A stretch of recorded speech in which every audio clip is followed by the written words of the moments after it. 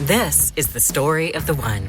As a custodial supervisor at a high school, he knows that during cold and flu season, germs spread fast. It's why he partners with Grainger to stay fully stocked on the products and supplies he needs, from tissues to disinfectants to floor scrubbers. All so that he can help students, staff, and teachers stay healthy and focused. Call 1-800-GRAINGER, click Grainger.com, or just stop by. Grainger, for the ones who get it done. It's KFI AM 640, and you're listening to The Conway Show on demand on the iHeartRadio app. KFI AM 640, live everywhere on the iHeartRadio app. It is The Conway Show. Tim is away, Mark Thompson sitting in, and it's really cool to be here. I promised you before the break I'd tell you about the Go Wild Pass. So the Go Wild Pass, we're talking about different changes that are going on in discount airlines, and basically what it boils down to is that the Spirit Airlines, the Southwest Airlines, the Frontier Airlines of the world are realizing that travelers want comfort, and that's really where they're ending up. They're ending up with airlines that give them some degree of comfort. So the kind of, sit down, shut up, and I'll tell you when you can stand and get off the flight, that's kind of wearing thin.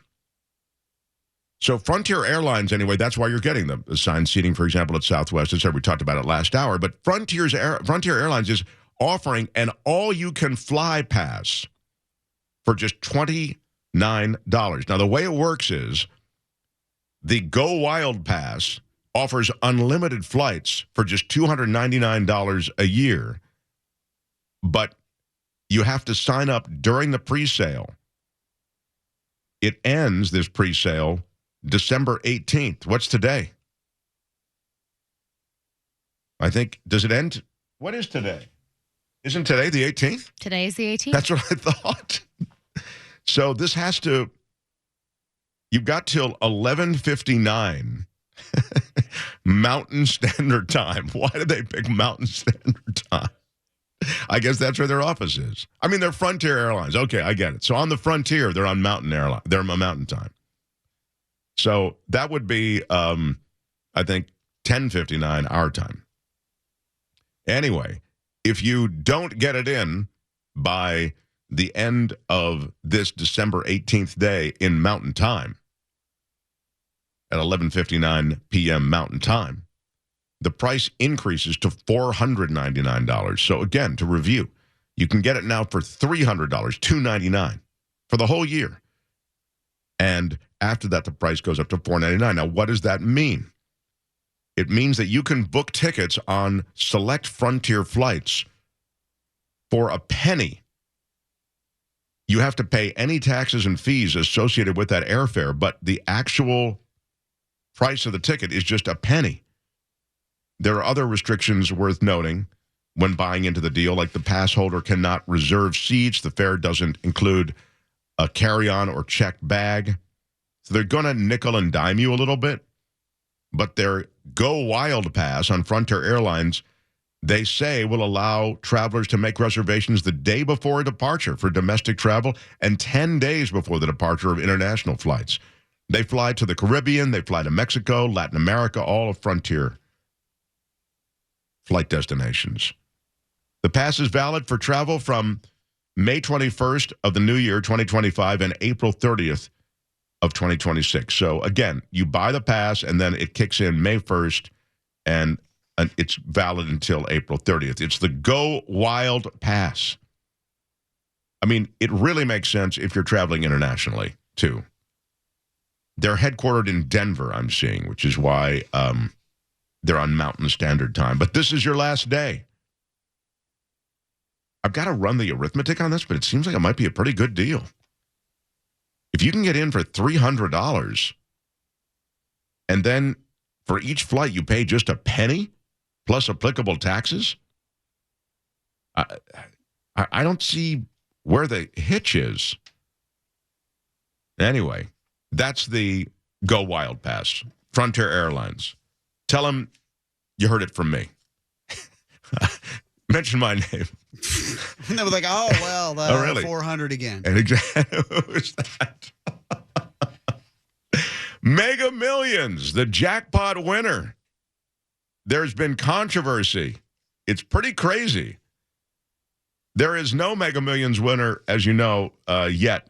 In the latest there are a couple of 100,000 heirs, I think, right?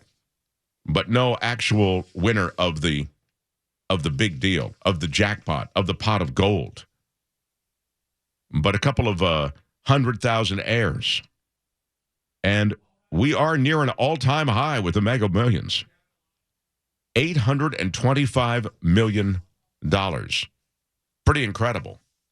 But the other incredible thing is the controversy that's cropped up. That there could be any dispute about a Mega Millions jackpot winner who claims that he bought winning tickets. Might he have a case?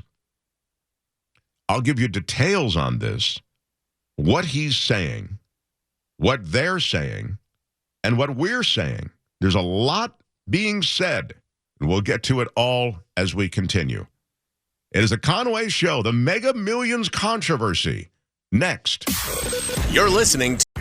This is the story of the one. As a custodial supervisor at a high school, he knows that during cold and flu season, germs spread fast. It's why he partners with Grainger to stay fully stocked on the products and supplies he needs, from tissues to disinfectants to floor scrubbers. Also that he can help students, staff, and teachers stay healthy and focused. Call 1-800-GRAINGER, click Grainger.com, or just stop by. Grainger, for the ones who get it done. To Tim Conway Jr. on demand from KFI AM 640. Hope your holiday plans are going well. The Mega Millions jackpot, $825 million. No winner. There were a couple of $200,000 winners. But what's happening now with Mega Millions is fascinating. There is a jackpot winner who claims that he bought winning tickets, but hasn't been paid off. It's a court case. We have an update tonight on the mystery of the missing lottery ticket. A gas station in Encino sold 2 winning tickets for the same drawing last year. Now, a man claimed the first ticket, but no one claimed the second one. That second ticket expired this weekend, and now the man who purchased the first one claims he actually bought both tickets and wants all the money. Well, the man has filed a lawsuit saying he lost the second ticket. He says he's played the same numbers for 30 years and should get the remaining $197 million. Wow, that's definitely a court case worth bringing if there's a pot of gold of $197 million at the end of it. The tickets were purchased on December afternoon at the same gas station in Encino in 2023. He says he bought both of them. His attorneys have filed what they call a breach of contract suit.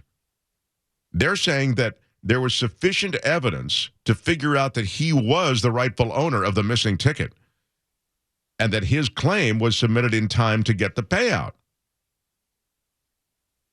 So their attorneys weighing in on this, and one of the attorneys who weighed in is a criminal defense attorney, said, "This is a head scratcher to me," she said, because part of the story makes a lot of sense, but another part doesn't make any sense.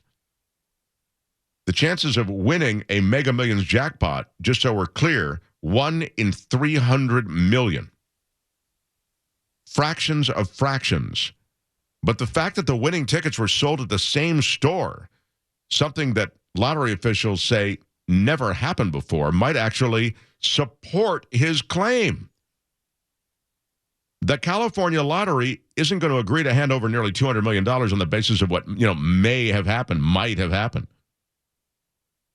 The probability that somebody buys the exact same ticket, uses the same numbers at the same store, was it probably him? You need evidence, lawyers are saying. That is just not around, apparently. Now, the guy did submit the paperwork to claim the winnings without the ticket 3 days prior to the deadline, but apparently the California lottery is not convinced. This is what I asked. Dude, why did you wait so long to submit the paperwork? I mean, if you're so sure you're the guy, why do you wait until 3 days before the deadline to get the paperwork in? Well, it's unclear. He doesn't really have an answer for that. He says, I got it in before the deadline. I mean, if you don't have the ticket, how about video of you buying the ticket? Why did you submit one ticket in June, then wait until 3 days before the other expired, before the limit, to file this claim? The idea that he always uses the same numbers for each drawing, that's intriguing. But you have to have some kind of evidence, lawyers are saying. It has to be more than you just saying, oh, by the way, I had the other ticket also, so you owe me, some serious loot.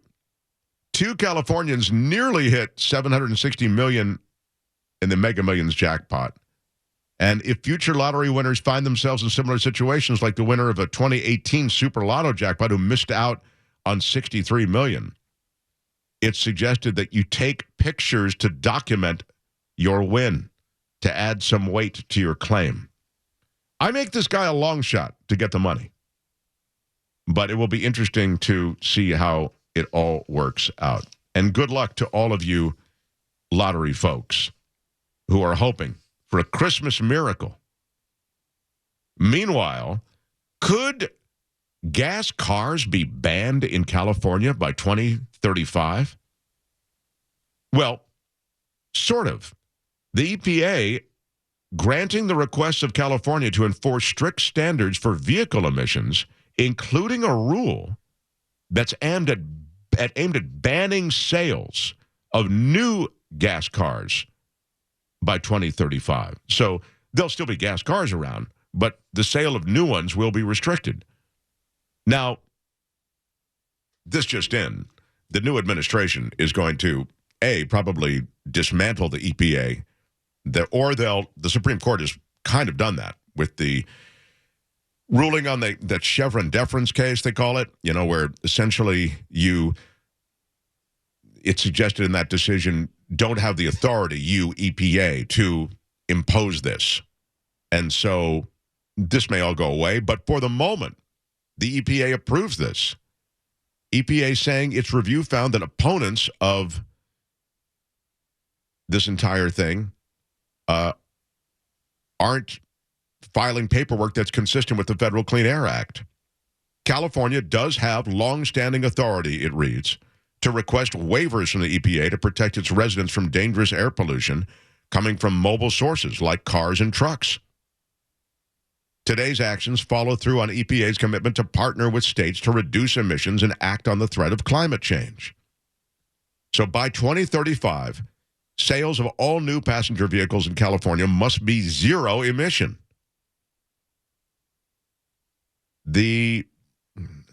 Again, on some level, this is moot because the incoming President-elect Donald Trump, has said that he's going to revoke all California waivers, they call them, as part of an industry-friendly approach that includes boosting production of fossil fuels, repealing key parts of the climate law from 2022. He rescinded California's authority on emissions in 2019. Then it was reversed 3 years later by the Biden EPA. That also restored the state's authority in 2022. So the point is there's a back and forth about this whole issue with gas cars and their sale. Now, I mean, when the music stops, what's going to happen?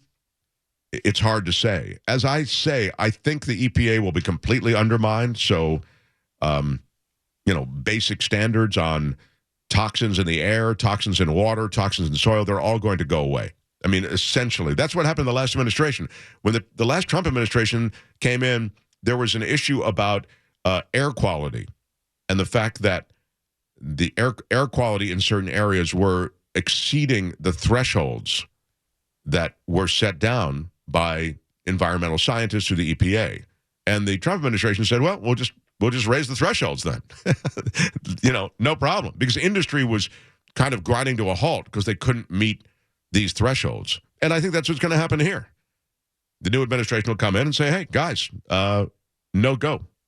We're drill baby drill, and these gas cars will be sold in California. So we will see. I mean, right now, Ford, Honda, Volkswagen, and other major automakers are meeting current California emission standards, some major car companies are questioning this 2035 deadline. But the other thing is that most of these Democratic-leaning states have adopted California rules. So they're clustered around the West Coast and the Northeast. And they're not selling anywhere near the EV sales required next year. So it's tough to say whether or not you could actually reach these targets by 2035. But as I say, on some level, it may all be moot because the new administration may roll it all back. But that's the word, and it's fresh off the EPA presses that the EPA indeed has granted California the authority to ban the sale of new gasoline-powered cars by 2035. When we come back, Herschel Walker is an ambassador. That's right. There's a new parade of Trump nominees, better than the last parade of nominees. We'll talk about Herschel and all of them next. You're listening to Tim Conway Jr. On Demand from KFI AM 640. Christmas, Hanukkah, Kwanzaa, whatever your deal is, whatever your jam is. We are with you here at KFI AM 640, live everywhere on the iHeartRadio app. In fact, we're so with you because Tim is on vacation for the holidays. I'm watching with some interest as the new parade of nominees comes through Washington. The latest is Herschel Walker. Yeah. Herschel Walker, the former running back, brilliant running back, incredible running back. Well known, I would say, as a running back more than as a politician, but he did run for Senate as a candidate in Georgia. He has been assigned the duty of handling the sensitive ambassadorial duties in the Bahamas. Sometimes it can get very hot down there. Sometimes it can get very humid down there. Everything can get very sticky. And Herschel Walker is just the guy to handle these sensitive situations in the Bahamas as the ambassador from this country. Well, President-elect Donald Trump announcing his pick for a key diplomatic role, and it's a name familiar to many sports fans. Former University of Georgia football star and NFL legend Herschel Walker is Trump's choice to serve as the U.S. ambassador to the Commonwealth of the Bahamas. Walker is a Georgia native and has been a vocal supporter of Trump. He previously served as co-chair of the White House Council on Sports, Fitness, and Nutrition during Trump's first term and was endorsed by Trump in his 2022 bid for the Georgia Senate race. That was against Senator Raphael Warnock. Yeah, that was the time that, really didn't know a lot about Herschel Walker, to be honest, aside from the fact that we knew he was an incredible runner, incredible athlete, incredible presence in the NFL, and then I think he played in the USFL also. But who was his boss in the USFL? Donald Trump, is that right? Indeed. I didn't realize it until just this moment that you said it. Like, I remember now Trump was, he was a big USFL guy. New Jersey Generals. Oh, good knowledge. Good knowledge from Crozier. Well, the thing about Herschel Walker, in that Senate race is, and this is oftentimes the case in politics, when you run for something, all of a sudden a bunch of stuff that we didn't know about you, we now know about you. So in the case of Herschel Walker, he was running as a Republican, again, running as noted there in that piece against Raphael Warnock in Georgia. And he was a big anti-abortion guy. And then it came out that he had paid for a bunch of abortions and, was basically running to the abortion clinic, it seemed, fairly frequently. So it was an odd position he found himself in. Also, as I recall, there was allegations of his absentee fatherism. And so, in other words, the cloud around Herschel Walker, around all these issues that he'd run on, sort of the purity of the guy, was very much, by the end of things, called into question. But now that's all behind. He lost that Senate race. He's been loyal to Donald Trump and his support, and that's really the premium in this administration, is that loyalty, right? And as Crozier said, I'd forgotten, he's, connected to Trump all the way back to his his days playing football. So he will be setting up shop in the Bahamas. He also, Donald Trump, followed up the news about Herschel Walker with the announcement of Nicole McGraw. She is the U.S. ambassador to Croatia. Described by Donald Trump as a philanthropist, businesswoman, and world-renowned art collector. Now, is she related to Phil McGraw? I just assume everybody is related to somebody on television. Is that, I mean, that's what Vince McMahon's wife is Department of Education. Can we check that? Can somebody check that for me, please? Is she, that? This is Nicole McGraw. Is she the wife of Phil McGraw or in any way related to Phil, Dr. Phil? In any case, apparently she, according to Donald Trump in his statement, has brought fine art to the people through her work leading canvas art charities and raised millions of dollars for neglected and abused children as a board member of Place of Hope, graduate of SMU. So Herschel Walker and Nicole McGraw. I just don't know much about Nicole. I think I feel like I know Herschel Walker mostly through that Senate campaign. But McGraw, like a fine art dealer. Is that it? Yeah, she opened her first art gallery in Palm Beach, Florida. Wow. And she's going to be ambassador to Croatia. Well, I'm guessing that a lot of money flowed into the Trump campaign coffers from her. I mean, that's not unique to Trump. I mean, a lot of these ambassadorships go Democrats and Republicans to those who are big donors. Now, I'd say there's a more amplified version of it right now in Washington with the Trump administration. You have many more billionaires in this administration than ever before, right? But the idea of giving somebody ambassadorship because they gave you a lot of money in the campaign, that's kind of been around for a long time, ever since politics has been around. Phil McGraw, are you referring to the baseball player? No, the Dr. Phil. The son of Dr. Phil? Yes, she is married to the son of Dr. Oh, Phil. there you go. Thank you. I was wondering about it, and sure enough. Nice call. Yeah. Meanwhile, which again makes total sense with the connection. Yeah, I mean, I'm telling you, if you're on TV, you've got and you're a supporter of this president, you've got a pretty good inside track to end up in government.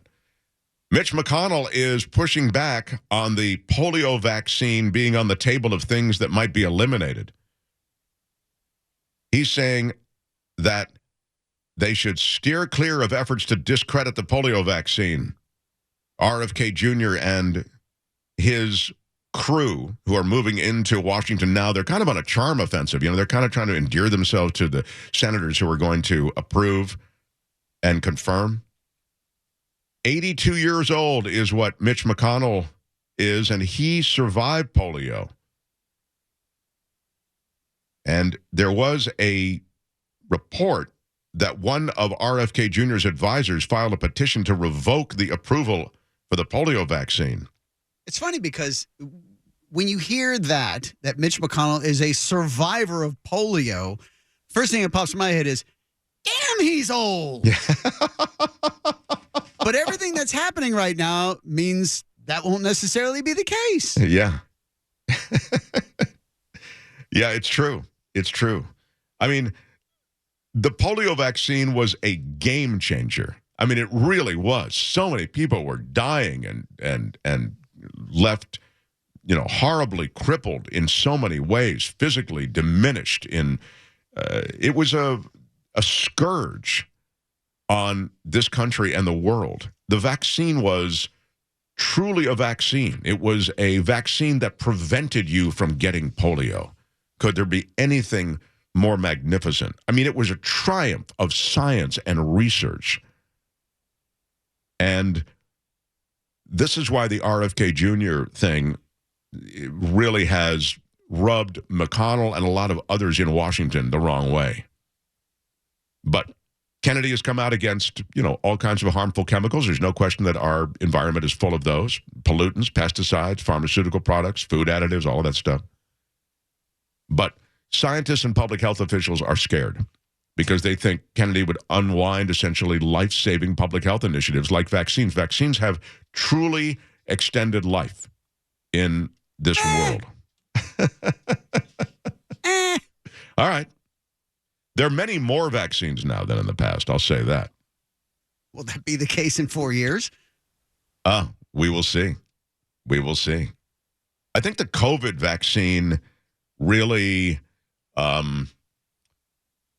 sadly kicked the door open for this conversation. You know what I mean? Sure. Like, because we were promised that the COVID-19 vaccine, initially, it would be essentially protecting us from getting COVID. I mean, that was the implication, if not stated, that we were, knocking each other over to get that vaccine, a lot of us. Then we find out, well, no, I mean, that's for that version, but it's mutated to another version. So you need to get a different shot. And then now that's mutated to another, and you need to get another. And you realize, and then you start getting COVID after you've gotten the vaccine. And they say, well, but because you had the vaccine, it's going to keep you from going to the hospital. Yeah, it's not designed to prevent you from getting it. Right. But that wasn't the initial thing that I was told. I was told, get this vaccine because it'll keep you from getting COVID. So with this slippery slope, do you think that there is a potential that not only will certain vaccines go away or be banned or whatever, but if the line of thinking is that vaccine's bad, would even research for vaccines go away? That's a really great question. I mean, and a lot of that research is funded by the government. I think the conversation around vaccines and their efficacy, there was gas thrown on that fire by the COVID-19 thing. I guess that's what I'm saying. And so all of a sudden, vaccines that we wouldn't really question, now we're questioning everything, So that became, sadly, a discussion point. And that's, how RFK Jr. really rose to profile by talking about this during a time that so many people were pushing back on the vaccines. Anyway, we'll see. He's going to have to get approved. I mean, he's going to run a huge agency. Under his agency is NIH and CDC. And so, I mean, he's going to affect public policy on health in this country for many years. We will see. You're listening to Tim Conway Jr. on demand from KFI AM 640. It's a week before Christmas. It's all over. You better have your act together. The whole game gets done in a week. We're talking about the vaccines that are now on the table that might not have been in the past, with the increasing likelihood that RFK Jr. will become head of health and human services in Washington. So under him would be the CDC, NIH, all of the agencies dedicated to a lot of this vaccine research. And Crozier's asking even, whether or not there would be federal monies that would be dedicated to a lot of this vaccine research. Much of the vaccine research is done with federal monies behind it.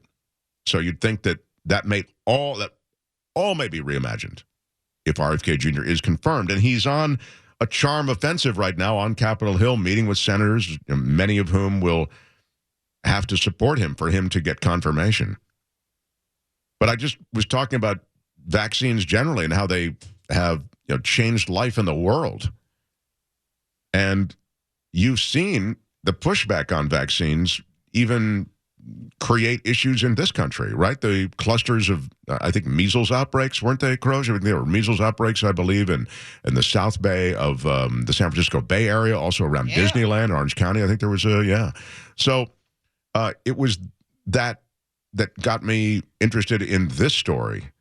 There is an outbreak of measles in the Democratic Republic of Congo, and it is horrifying. I mean, it's unbelievable. I mean, it's wiping kids out.